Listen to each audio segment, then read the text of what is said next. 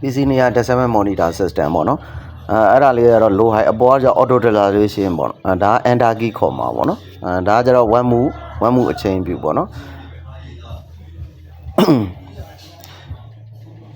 အ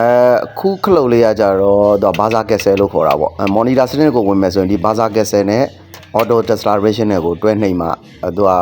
ကျွန်တော်တို့ဒီ monitor system နဲ့ကိုရောက်မှာပေါ့နော်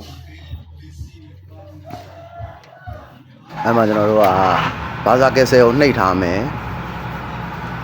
buzzer cancel ကိုနှိပ်ထားရင်းနဲ့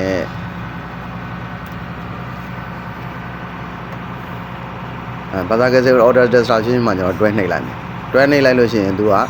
စပေါ်လာမယ်0101ဆို enter key ကိုနှိပ်လိုက်ပေါ့နော် enter key ကိုနှိပ်လိုက်လို့ရှိရင်ဒါတွေကတော့ for code တွေပေါ့အထက်အောက်ကတော့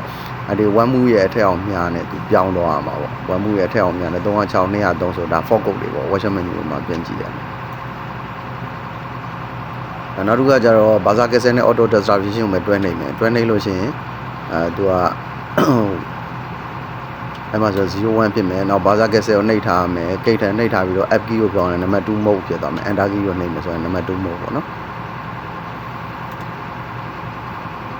အဲ့လိုပဲ